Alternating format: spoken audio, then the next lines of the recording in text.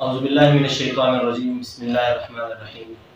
आज कारोबार की बरकत के लिए और ज़्यादा बरकत के लिए इतनी बरकत हो कि आप संभाल ना सके पैसों को, तो इंशाअल्लाह एक वजीफ़ा दे रहा हूँ। बहुत ही मुजर्रब वजीफ़ा है और बहुत ही आसान अमल है।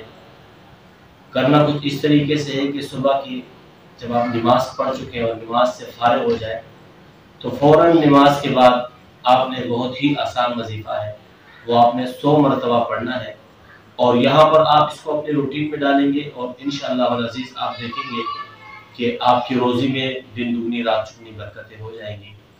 और वजीफ़ा कुछ इस तरीके से है, सुब्हानल्लाहि व बिहम्दिही सुब्हानल्लाहिल अज़ीम व बिहम्दिही अस्तग़फिरुल्लाह, सुब्हानल्लाहि व बिहम्दिही सुब्हानल्लाहि व बिहम्दिही सुब्हानल्लाहिल अज़ीम अस्तग़फिरुल्लाह। ये इस तरीके से पढ़ना है। और इसका एक दूसरा अमल भी है, सुब्हानल्लाहिल अज़ीम व बिहम्दिही सुब्हानल्लाहिल अज़ीम अस्तग़फिरुल्लाह।